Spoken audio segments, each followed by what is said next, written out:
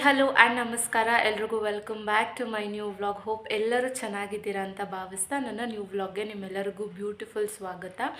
ಇವತ್ತಿನ ವ್ಲಾಗ್ ಏನಪ್ಪ ಅಂತಂದರೆ ಮತ್ತೆ ಹಾಗೆ ಸಿಂಪಲಾಗಿ ಒಂದು ರೆಸಿಪಿ ಮಾಡೋಣ ಅಂತ ಅನಿಸ್ತು. ಸೊ ಅದಕ್ಕೋಸ್ಕರ ನಾನು ಮನೆಯಲ್ಲೇ ಪನ್ನೀರನ್ನ ಮಾಡಿದೆ. ಸೊ ಪನ್ನೀರನ್ನ ಯೂಸ್ ಮಾಡಿಕೊಂಡು ಇವಾಗ ಅದರಲ್ಲೇ ಒಂದು ಸ್ಮಾಲಾಗಿ ಗ್ರೇವಿ ಮಾಡೋಣ ಅಂದ್ಬಿಟ್ಟು ಸೊ ತಡ ಮಾಡೋದು ಬೇಡ, ವ್ಲಾಗ್ ಒಟ್ಟಿಗೆ ಸ್ಟಾರ್ಟ್ ಮಾಡಿಬಿಡೋಣ. ಆಗಲೇ ಹೇಳ್ದಂಗೆ ನಾನು ಮಾಡಿರೋ ಪನ್ನೀರು ಈ ರೀತಿ ಬಂದಿದೆ. ಸಾರಿ, ನಾನು ಮರ್ತೋಗ್ಬಿಟ್ಟೆ, ತೋರಿಸೋಣ ಅಂದ್ಕೊಂಡೆ ಮಾಡೋವಾಗ, ಬಟ್ ಲಾಸ್ಟಲ್ಲಿ ಮರ್ತೋದೆ. ನೋಡಿ ಈ ಥರ ಕಟ್ ಮಾಡ್ಕೊಂಡಿದ್ದೀನಿ ಕ್ಯೂಬ್ಸ್ ಥರದಲ್ಲಿ, ಈ ಥರದ್ರಲ್ಲಿ. ಇದನ್ನು ಹೇಗೆ ಮಾಡಬೇಕು ಅಂತಂದರೆ, ಇದು ಮಿಲ್ಕ್ ಪೌಡರ್ ಇರುತ್ತಲ್ಲ, ಮಿಲ್ಕ್ ಪೌಡರ್ನ ತೊಗೊಂಡು ಚೆನ್ನಾಗಿ ಬಾಯ್ಲಿಂಗ್ ವಾಟರ್ಗೆ ಚೆನ್ನಾಗಿ ತಿರುಗಿಸ್ತಾನೆ ಇರಬೇಕು ಅಂಟಿಲ್ ಇಟ್ ಬಿಕಮ್ಸ್ ಒಂಥರ ಗಟ್ಟಿಯಾಗಿ ತಿರುಗಿಸ್ತಾನೆ ಇರಬೇಕು. ಆವಾಗ ಒಂಚೂರು ನಿಂಬೆಹಣ್ಣು ರಸ ಹಿಂಡಿದಾಗ ಪನ್ನೀರ್ ಆಗುತ್ತೆ. ಅದು ನಮ್ಗೆ ಯಾವ್ಯಾವ ರೀತಿ ಬೇಕೋ ಆ ಥರ ಶೇಪ್ಸಲ್ಲಿ ಕಟ್ ಮಾಡ್ಕೊಬೋದು. ಇಷ್ಟು ಪನ್ನೀರ್ ಆಗಿದೆ. I think 1 packet of milk powder ಅಷ್ಟೇ.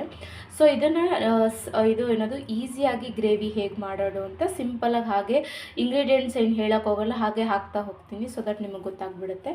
ಫಸ್ಟ್ ಏನು ಮಾಡಬೇಕು ಅಂತಂದರೆ ಒಂದು ಮಿಕ್ಸಿ ಜಾರ್ ತೊಗೊಬೇಕು. ಇವಾಗ ಆಲ್ರೆಡಿ ಈ ಮಿಕ್ಸಿ ಜಾರಿಗೆ ನಾನು ಏನು ಮಾಡಿದ್ದೀನಿ ಅಂದರೆ ಬೆಳ್ಳುಳ್ಳಿ ಪೀಸಸ್ ಒಂದು ಬೆಳ್ಳುಳ್ಳಿನ ಈ ಥರ ಪೀಸಸ್ ಮಾಡಿ ಹಾಕ್ಕೊಳ್ಳಿ. ಇದಕ್ಕೆ ಒಂಚೂರು ಶುಂಠಿ ಹಾಕ್ಕೊತಿದ್ದೀನಿ. ಸೊ ಇವಾಗ ಇದಕ್ಕೆ ಬೆಳ್ಳುಳ್ಳಿ ಶುಂಠಿ ಎರಡು ಹಾಕ್ಕೊಂಡಿದ್ದೀನಿ. ಇದಕ್ಕೆ ಏನು ಮಾಡ್ತೀನಿ ಅಂತಂದರೆ ನೀವು ನೋಡ್ತಿರ್ಬೋದು, 1 ಸ್ಪೂನ್ ಆಫ್ ಕೊರಿಯಂಡರ್ ಪೌಡರ್, ಇನ್ನೊಂದು 2 ಸ್ಪೂನ್ಸ್ ಆಫ್ ಕೊರಿಯಂಡರ್ ಪೌಡರ್ನ ಆ್ಯಡ್ ಮಾಡ್ಕೊತಿದ್ದೀನಿ. ಕೊರಿಯಂಡರ್ ಪೌಡರ್ನ ಆ್ಯಡ್ ಮಾಡ್ಕೊಂಡ್ಮೇಲೆ ನೆಕ್ಸ್ಟ್ ಏನು ಮಾಡ್ತಿದ್ದೀನಿ ಅಂತಂದರೆ ಇಷ್ಟು ಅರಿಶಿನ, ಒಂದು ಸ್ವಲ್ಪ ಪಿಂಚ್ ಆಗೋಷ್ಟು ಅರಿಶಿನ ಹಾಕ್ಕೊತಿದ್ದೀನಿ. ಅದು ಹಾಕಿದ್ಮೇಲೆ ಒಂಚೂರು ಖಾರದ ಪುಡಿ, ಸೊ 1 ಸ್ಪೂನ್ ಮೈದೇವ್ರ 2 ಸ್ಪೂನ್ ಈ ಥರ ಬರೀ ಚಿಲ್ಲಿ ಪೌಡರ್ನ ಹಾಕ್ಕೊಬೇಕು. ಆಮೇಲೆ ಇದಕ್ಕೇ 1 ಸ್ಪೂನ್ ಆಫ್ ಗರಂ ಮಸಾಲ ಪೌಡರ್ನ ಆ್ಯಡ್ ಮಾಡ್ತಿದ್ದೀನಿ. ಗರಂ ಮಸಾಲ ಪೌಡರ್ನ ಆ್ಯಡ್ ಮಾಡಿದ್ಮೇಲೆ ಲಾಸ್ಟಿಗೆ ಒಂದು pinch off pepper powder. So ಈ ರುಬ್ಬಕ್ಕೆ ಏನೇನೆಲ್ಲ ಹಾಕ್ಕೊಂಡಿದ್ದೀನಿ, ಸಿಂಪಲಾಗಿ ಇದು ಶುಂಠಿ, ಬೆಳ್ಳುಳ್ಳಿ, 1 ಇಡಿ ಆಗೋಷ್ಟು ಬೆಳ್ಳುಳ್ಳಿ, ಸ್ವಲ್ಪ ಶುಂಠಿ.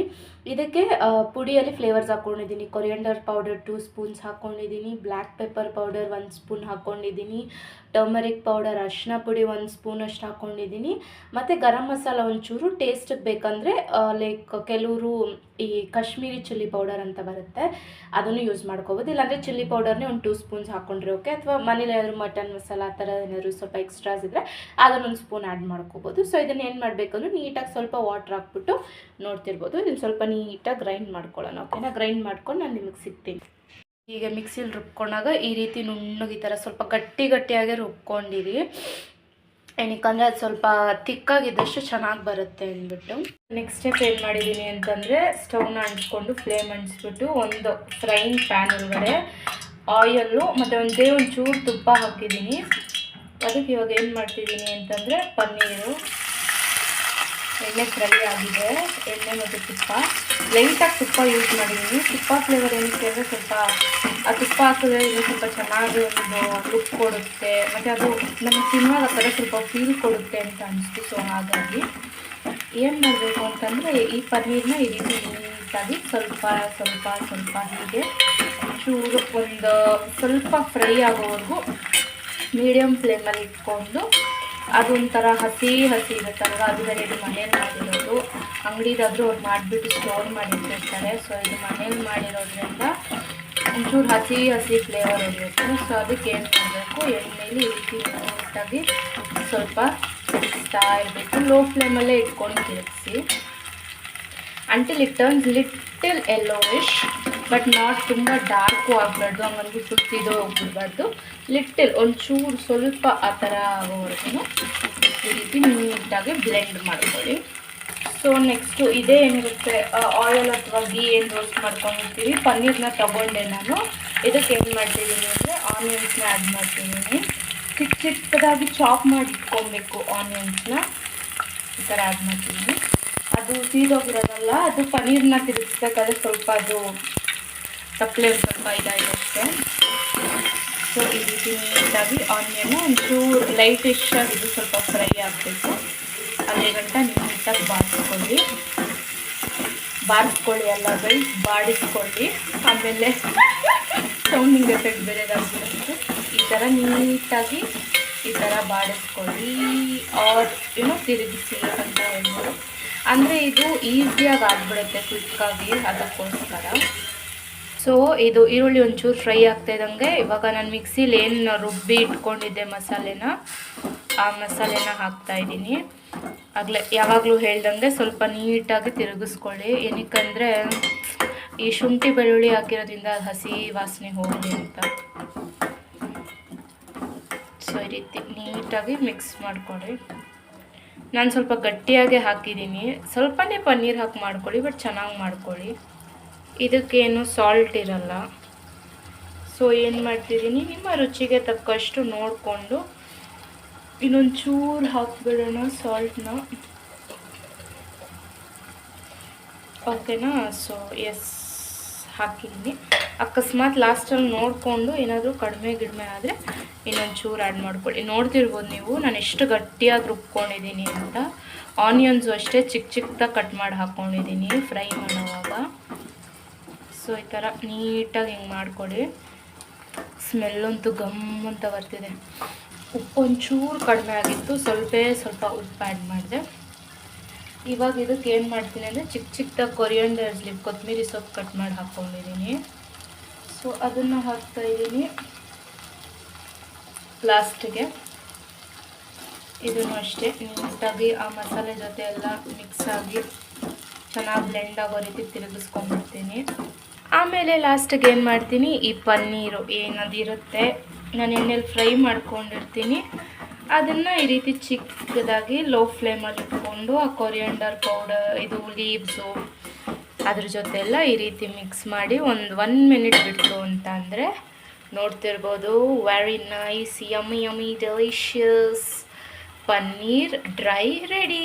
ಇದನ್ನು ಚಪಾತಿ ಜೊತೆ ತಿನ್ಬೋದು, ಅಥವಾ ಬರೀ ಗೋಬಿ ಮಂಚೂರಿ, ಪನ್ನೀರ್ ಗೋಬಿ ಮಂಚೂರಿ ಫ್ರೈ ಥರನೂ ತಿನ್ಬೋದು.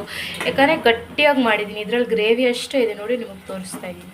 ಯಾಕಂದರೆ ಇದು ನಾನು ಏನೂ ಮಾಡಿಲ್ಲ, ಸಿಂಪಲ್ಲಾಗಿ ಇನ್ಸ್ಟೆಂಟಾಗಿ ಬೇಗ ಆಗೋಗುತ್ತೆ ನೋಡಿ, ಇಷ್ಟೇ. ಸೊ ಅದು ಫೈನಲಿ ನೋಡೋಕೆ ಈ ರೀತಿ ನೋಡಿ, ಆ ಕೊತ್ತಂಬರಿ ಎಲೆಗಳು ಅವೆಲ್ಲ ಎಷ್ಟು ಚೆನ್ನಾಗಿದೆ, ಸಖತ್ತಾಗಿ ಬಂದಿದೆ ಗೈಸ್. ಟ್ರಸ್ಟ್ ಮೀ, ಬೇಗ ಏನಿಲ್ಲ ಅಂದರೂ ಒಂದು 5 to 10 ಮಿನಿಟ್ಸ್ ಮ್ಯಾಕ್ಸಿಮಮ್ಮಲ್ಲಿ ಎಲ್ಲ ರೆಡಿ ಮಾಡಿ ಇಟ್ಕೊಂಡ್ಬಿಟ್ಟಿದ್ರೆ ಬೇಗ ಆಗೋಗುತ್ತೆ. ಈಸಿಯಾಗಿ ಇನ್ಸ್ಟೆಂಟಾಗಿ ಪನ್ನೀರ್ ತಂದ್ಕೊಂಡು ಮಾಡ್ಕೊಳೋರು ಆರಾಮಾಗಿ ಮಾಡ್ಕೊಬೋದು. ಇಲ್ಲ ನಾನು ಈ ಥರ ನಾನು ಮಾಡ್ದಂಗೆ ಮನೇಲಿ ಮಾಡ್ಕೊಂಡು ತಿಂತೀನಿ ಅಂದರೂ ಆರಾಮಾಗಿ ಮಾಡ್ಕೊಬೋದು, ಬೇಗ ಆಗೋಗುತ್ತೆ.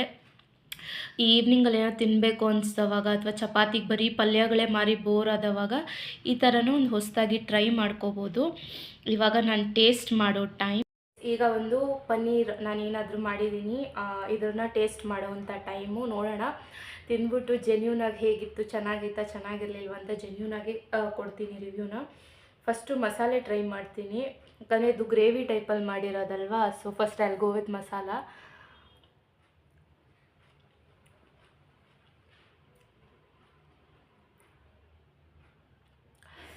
ಸಕ್ಕತ್ತಾಗಿದೆ. ನೆಕ್ಸ್ಟು ಪನ್ನೀರ್ ಒಂದು ಪೀಸ್ ತಿಂತೀನಿ. ಬಿಸಿ ಇದೆ ಗೈಸ್ ನೋಡಿ, ಹೊಗೆ ಹೋಗ್ತಿದೆ, ಲಿಟ್ರಲಿ ಕಾಣಿಸ್ತಿದೆಯೋ ಇಲ್ವೋ ಗೊತ್ತಿಲ್ಲ, ಬಿಸಿ ಇದೆ.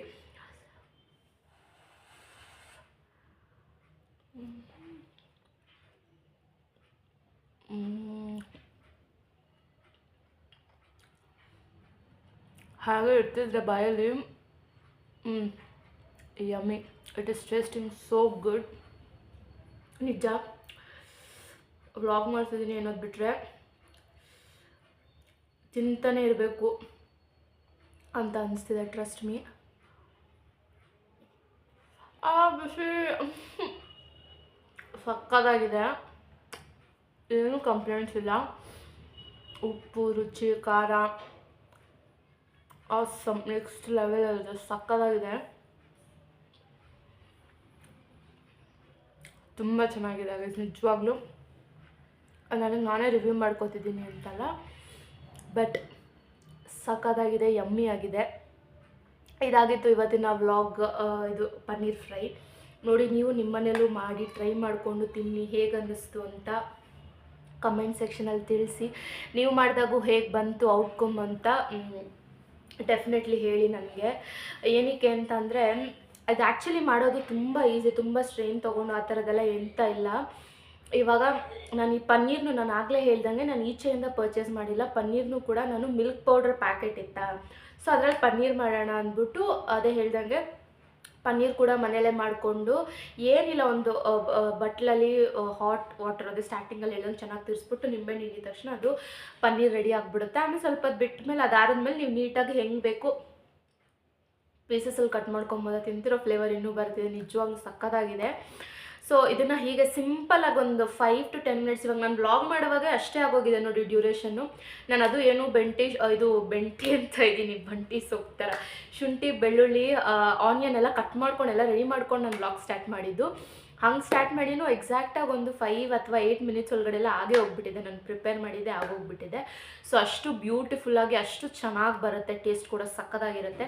ಇದಾಗಿತ್ತು ಇವತ್ತಿನ ವ್ಲಾಗ್. ಈ ವ್ಲಾಗ್ ಇಷ್ಟ ಆಗಿದ್ದಲ್ಲಿ ಏನು ಮಾಡಬೇಕು ಅಂತ ನಿಮ್ಮೆಲ್ಲರಿಗೂ ಗೊತ್ತೇ ಇದೆ. ಲೈಕ್ ಮಾಡಿ, ಶೇರ್ ಮಾಡಿ, ಕಮೆಂಟ್ ಮಾಡಿ, ಹಾಗೂ ಹೆಚ್ಚು ಹೆಚ್ಚು ಹೆಚ್ಚು ಹೆಚ್ಚು ನಿಮ್ಮ ಫ್ರೆಂಡ್ಸ್ ಒಟ್ಟಿಗೆ ಶೇರ್ ಮಾಡಿ. ಆದಷ್ಟು ನನ್ನ ಚಾನಲ್ನ ಬೆಳೆಸಿ ಅಂತ ಕೇಳ್ಕೊತ, ಯಾರೆಲ್ಲ ಕಂಟಿನ್ಯೂಸ್ ಆಗಿ ನನ್ನ ವ್ಲಾಗ್ಸ್ನ ನೋಡ್ತಿದ್ದೀರೋ ನಿಮ್ಮ ಪ್ರಿಷಿಯಸ್ ಟೈಮ್ನ ಇಟ್ಟು thank you so much for each one of you from bottom of my heart.